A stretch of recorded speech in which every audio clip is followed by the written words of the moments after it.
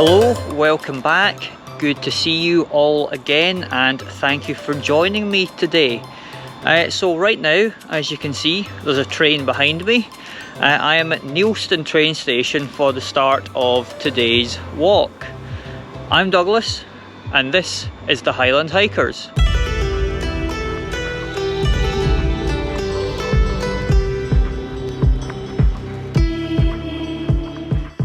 So you might be asking yourself, Douglas, why have you come to Neilston for a walk? And that's a good question. I mean, it's not normally the first place that would spring to mind when you want to go out for a walk.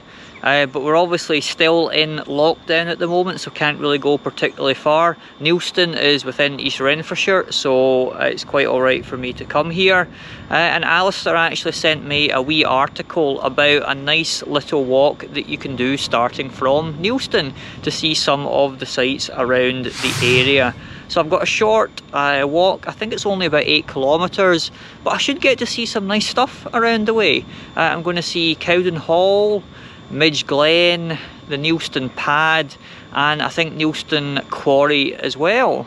So quite a few wee bits and pieces to see along the way, and it's an absolutely lovely day today. We're in the middle of March and we've got the sun out, some blue skies, and I think the temperature is actually in double figures. We're up to 12 degrees now, so I'm going to get on with this and hopefully enjoy my walk. I will see you in a bit for the first site that we get to. So the walk itself starts from Neilston train station just behind me, which is obviously really handy if you don't drive. You can get public transport here and you start and finish at this point. Alternatively, on the other side of the train tracks where I was filming just a few minutes ago, there's a nice big park and ride car park there next to a sort of skate park. So you could drive and park there as well. Both are equally convenient options. I've decided to drive today. That was the easiest way for me to get here. First short section of the walk has you basically heading through the centre of Neilston towards the outskirts of it before you head off a bit more into the countryside itself. It's fairly obvious when you get there. I'll show you why.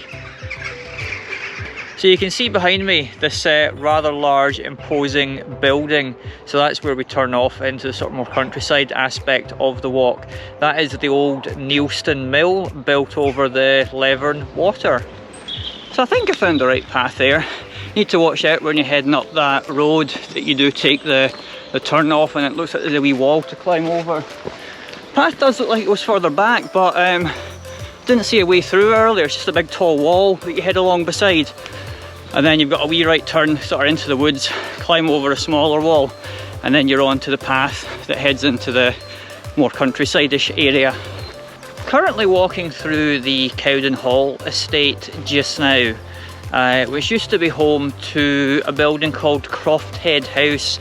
There was a few ruins back there that might be the building. I'm not entirely sure. It doesn't exist anymore, but it was built back in 1860.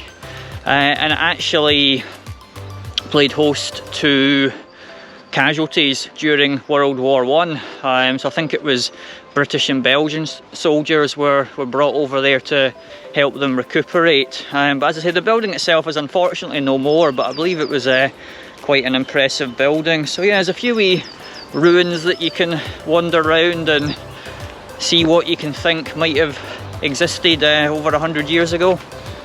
So I've just come out of the woods behind me where the Cowden Hall estate was, and I'm just crossing a wee field before we take a bridge over the Levern water to head on to the next section of the walk, which will take us towards the Neilston Pad, and we'll also get to see Neilston Quarry as well, which is quite popular with rock climbers. In fact, I once did some rock climbing many years ago. It's been a long time since I've been there.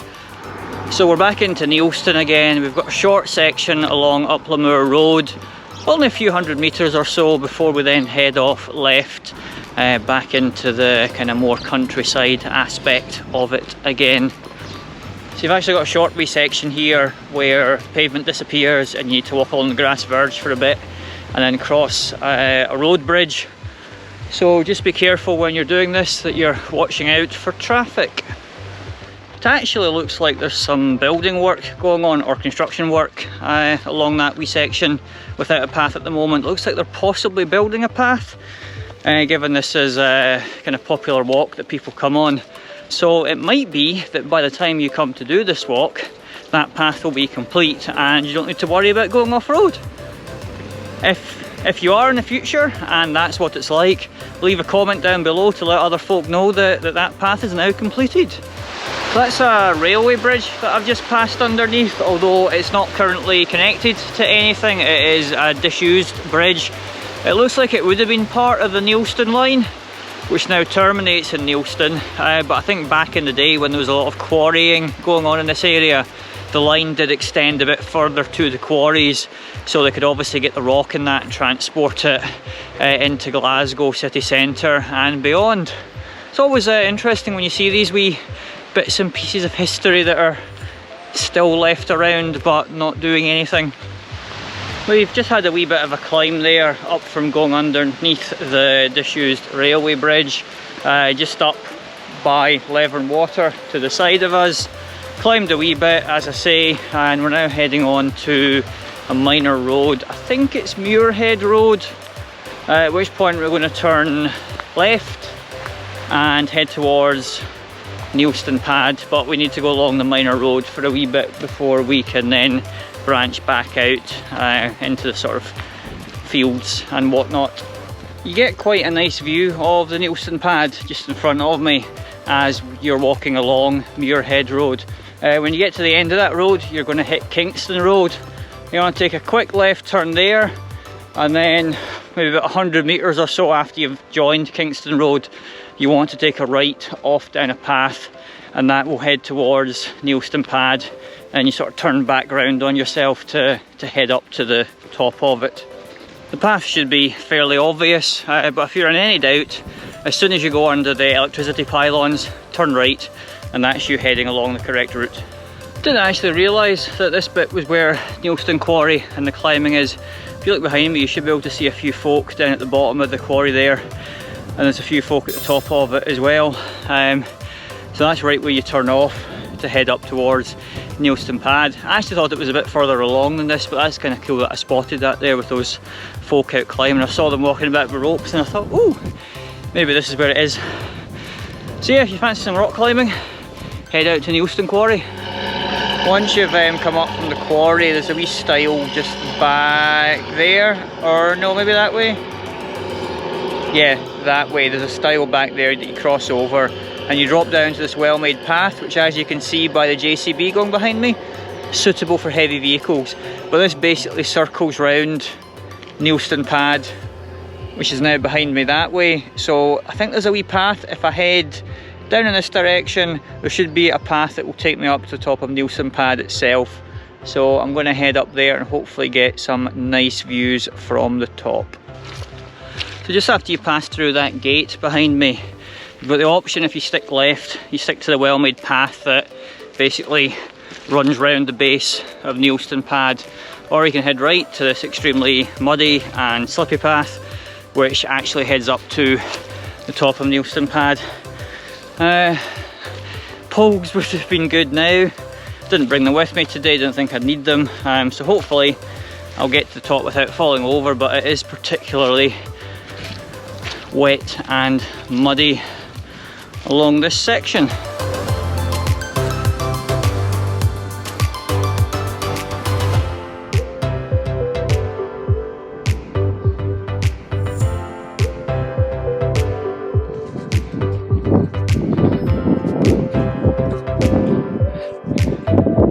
Well, I've now made it to the top of Neilston Pad, and as you can see there's a very large cairn next to me, but having just walked up here, I don't think that's the summit. It looks a wee bit higher over there, so I think I'm going to have an explore over that direction and see what I can find.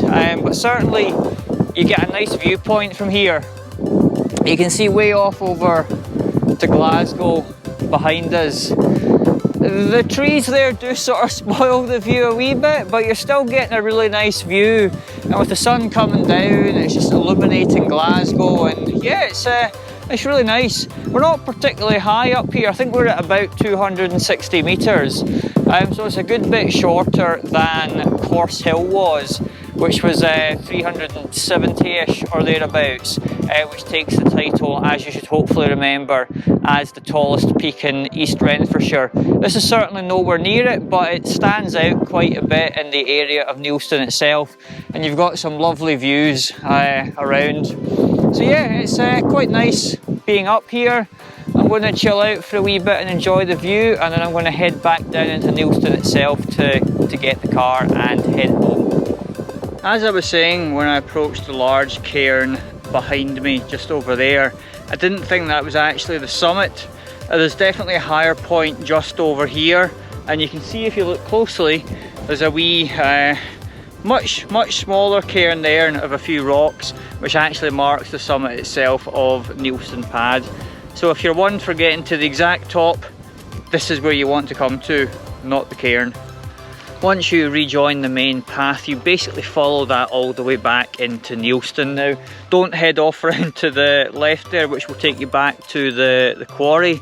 You want to continue down the right-hand fork of the path, and you go past Craig of Neilston Farm, and you follow the path on for a wee bit longer.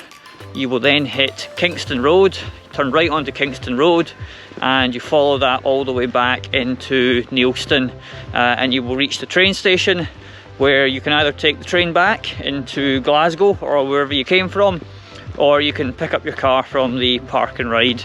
Either way, that'll be the walk done, so I'll see you when I get there.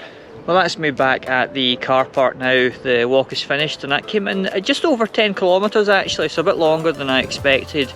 Maybe to do with sort of traversing around the pad rather than going straight up to it, and 3 hours and 15 minutes that ended up taking me. As I say, you could definitely do it quicker than that. I was faffing a bit. But no, that was a really nice walk. I've never really come to explore Neilston before. As I say, I've been to the quarry, but that was about it. But there's some really nice places around here. It's kind of right out in the countryside. So any direction you head out of Neilston, you're getting into some lovely countryside. And I think the weather today, you know, it was nice having a nice clear day. The sun was out. I was in my t-shirt the whole time. So yeah, sadly not in the Highlands, but hopefully in the not too distant future lockdown might end, we might get back to the Highlands, but in the meantime making the most of the local area, only 20 minutes away from where I live, so that was good. So we will see you in the next video.